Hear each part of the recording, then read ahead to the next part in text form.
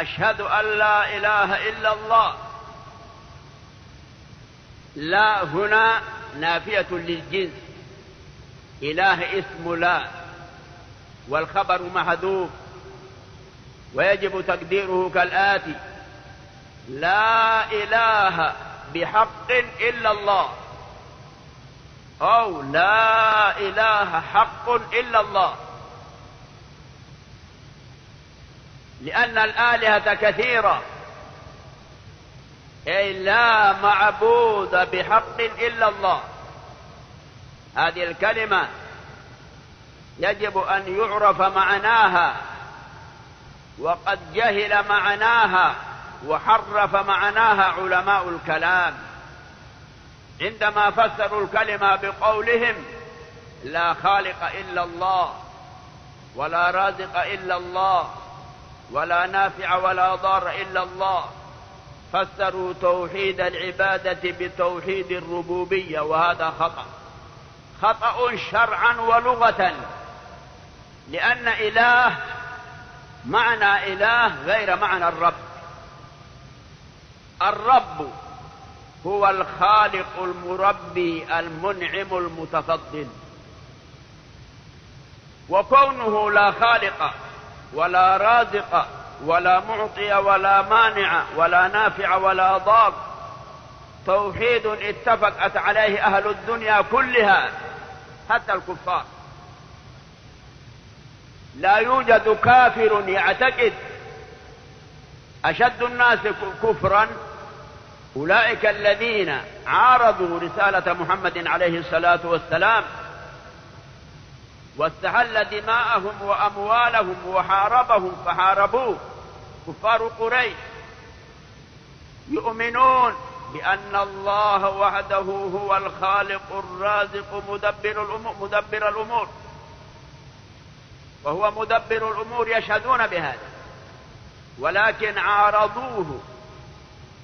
لماذا يجعل الآلهة إلها واحدا؟ لماذا لا يترك لهم الحرية؟ يعبدون خالق السماوات والأرض ويطلبون منه الرزق، ويعبدون معه آلهة صغار على وجه الأرض: اللات والعزى ومناة وهبل، لا لأنها تخلق أو ترزق أو تنفع أو تضر، ولكنها وسائط وشفعاء تقربهم إلى الله زلفى. استغربوا واستبعدوا أن يكون المعبود واحد.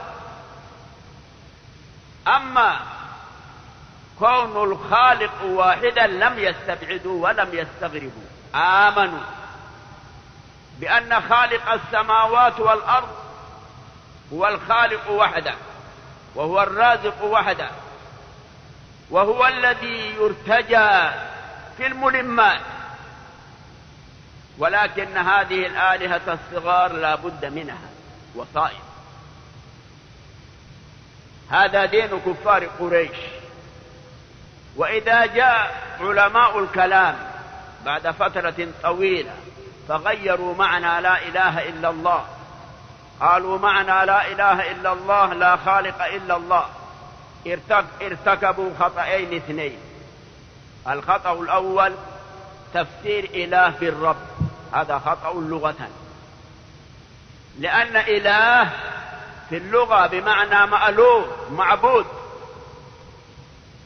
إذن حرفوا اللغة. ومن حيث المعنى الشرعي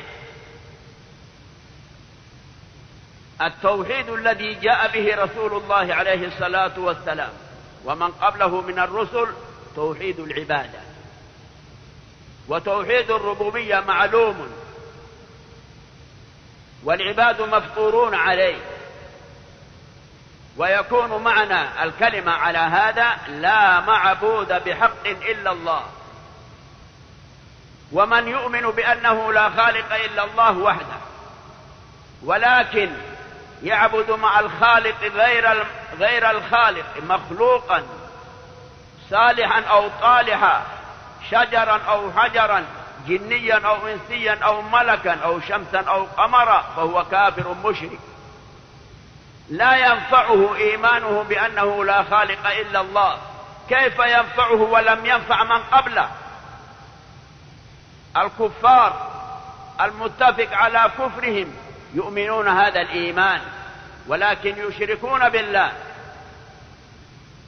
وربما موقفهم في الشرك أخف من موقف المنتسبين إلى الإسلام اليوم الذين يقعون في الشرك كثيرا. أولئك في وقت الشدة إذا ركبوا في الفلك دعوا الله مخلصين له الدين، وقت الشدة يخلصون له العبادة، يعلمون إن هذه الآلهة المصنوعة اللات والعزى ومنات وهبل وغيرها لا تنفع، لا تنجيهم من الغرق وهم في البحر، يدعون خالق السماوات والأرض ويؤمنون بأنه يدعى من فوق. تبع يقولون يا الله. ولكن نأسف مما يقع من كثير من المنتسبين إلى الإسلام اليوم، إذا ركبوا الفلك وإذا خافوا الغرق وإذا اشتدت بهم الأمور التجأوا إلى أصحاب القبور وتركوا رب العالمين، وهذا شيء مشاهد. يعتقد العاملون في البحر أن في البحر شيخا خاصا يحفظ البواخر، وعند الخوف من الغرق لا تدعى حتى الآلهة التي في البر، يدعى شيخ البحر. لست أدري من زين لهم وجود شيخ في البحر، ماذا يصنع الشيخ في البحر؟ أين يسكن؟ يا سبحان الله. وفي البر علمنا إن آلهتهم في البر الأضرحة والمشاهد وقبور الصالحين، ليس في البحر شيء من ذلك، لكن الشيطان زين لهم. أخبرني ثقة أنهم خافوا من الغرق في سفينة عادية قديمة التي تعمل بالشرع، انكسر العمود وسقط في البحر، فبقيت السفينة تتقلب وتضطرب، فأدخلوا الركاب الجدد في مكان أسفل السفينة لئلا يصابوا في عقولهم من شدة الخوف. فجعل صاحب السفينة ومن معه ينادون شيخ البحر، يقول لم يسمع أحدا يقول يا الله إلا دعوة الشيخ ودعوة الولي ودعوة الصالحين. موقف أسوأ من موقف كفار قريش. عندما أقول هذا القول أحكي الواقع، ولكن هذا الواقع في جانب معين، لا أحكم بهذا بأن هؤلاء أسوأ كفرا من أولئك من كل وجه، لأن كفار قريش كانوا لا يؤمنون برسول الله عليه الصلاة والسلام، وهؤلاء يؤمنون بالجملة برسول الله عليه الصلاة والسلام، ويؤمنون بالقرآن بالجملة، ويؤمنون بالبعث بعد الموت، ويؤمنون بأشياء كثيرة يكفر بها كفار قريش. لكن في هذه النقطة لنكون من المنصفين، في هذه النقطة في الدعوة والالتجاء أسوأ حالا من كفار قريش، وإن كانوا مسلمين من نواحي كثيرة. إذا ذكروا بالله تذكروا، إن وعظتهم وجدتهم يؤمنون بالله وباليوم الآخر وبالجنة والنار، يخافون ويرهبون ويرجون، هذا كله إيمان. لكن القوم أتوا بالجهل. لذلك يجب على طلاب العلم أن ينبهوا عوام المسلمين على هذه النقطة، وهذه النقطة ليست خاصة بأصحاب البحر، موجودة في البيوت هنا. عندما يمرض الولد وعندما تشتد الأمور، بعض الناس كأنه يرى بأن الفرج من طريق الشيخ أقرب، يترك رب العالمين ويلجأ إلى الشيخ. يا شيخ ما اتخذناك إلا لهذا اليوم، يا شيخ اليوم يا شيخ، يا سيد يا فلان اليوم. هذا كفر بواح، لولا أننا نلتمس لهم العذار بالجهل، ولولا أننا نلتمس لهم العذار بالشبهة. ما هي الشبهة؟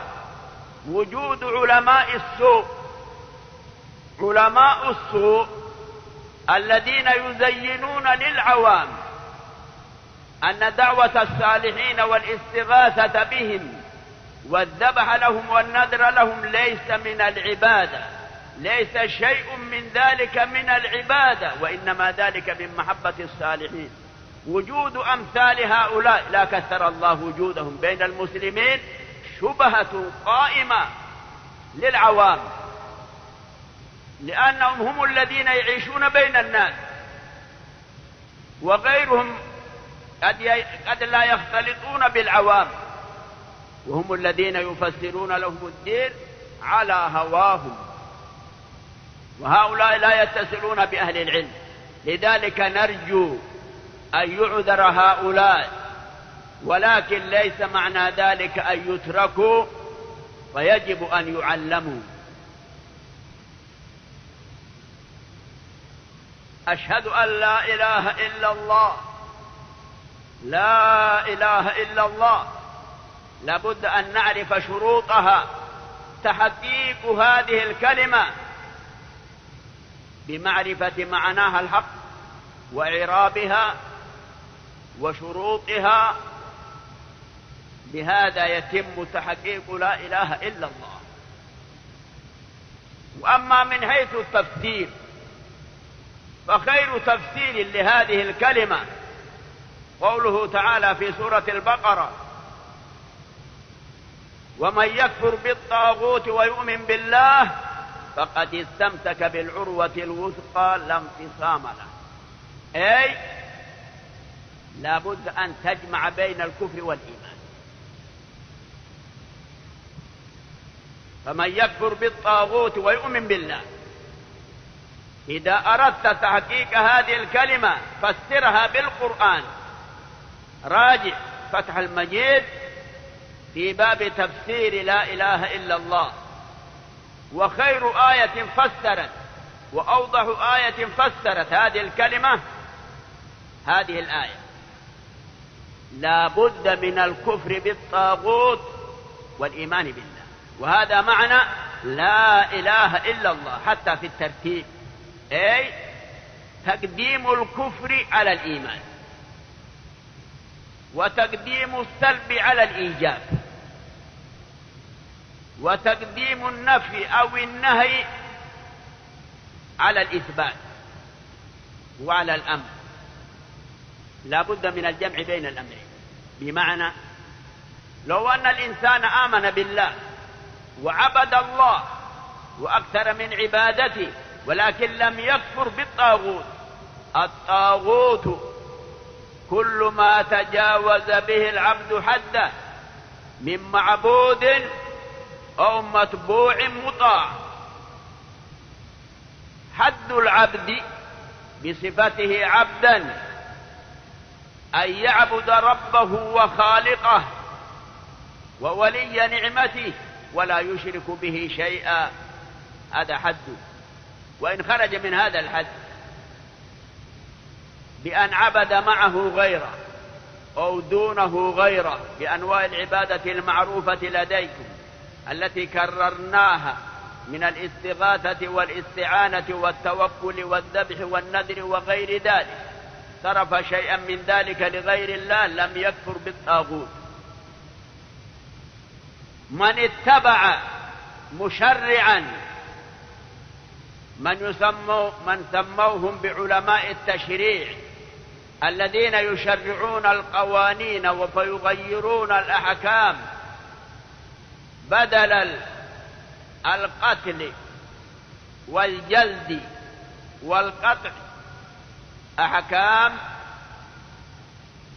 أخرى جديدة من السجن المؤبد والسجن مدى الحياة والسجن كذا سنة والأعمال الشاقة وغير ذلك من الأحكام التي غيرت أحكام الله. من اتبع رجال القانون الذين أطلقوا عليهم رجال التشريع في هذه الأحكام في التحليل والتحريم وتغيير الأحكام قد اتخذهم طاغوتا فكفر بذلك، لأن هذا نوع من العبادة. ومن اتبع من ادعى بأنه شيخ أو شيخ طريقة اتبعه في ترك الشريعة واتباع الحقيقة، وقال له الشيخ إن هذه الشريعة قشور لا يقف عندها إلا من لم يصل إلى الله، أما الواصلون إلى الله والعارفون بالله فقد تجاوزوا الشريعة إلى أي شيء؟ إلى الحقيقة التي تعرف وتعلم بالعلم الباطن التي تؤخذ من اللوح المحفوظ مباشرة دون المرور على رسول الله عليه الصلاة والسلام. من صدق هؤلاء واتبعهم فقد عبد الطاغوت فهؤلاء طواغيت. إذا لا بد من الكفر بالطاغوت والإيمان بالله معا، والإيمان بالله وحده دون الكفر بالطاغوت لا يفيد. وهذا معنى قولك أيها الموحد أشهد أن لا إله إلا الله. قدمت النفي على الإثبات، أشهد أن لا إله إلا الله لا معبود بحق إلا الله، لا مشرع ولا معبود إلا الله وحده لا شريك له. هذا توكيد، وحده لا شريك له توكيد للتوحيد إقرارا به سبحانه، إقرارا بوجوده مستدلا على وجوده بوجود نفسه كما شرحنا فيما مضى، وتوحيدا وإفرادا له في عبادته سبحانه.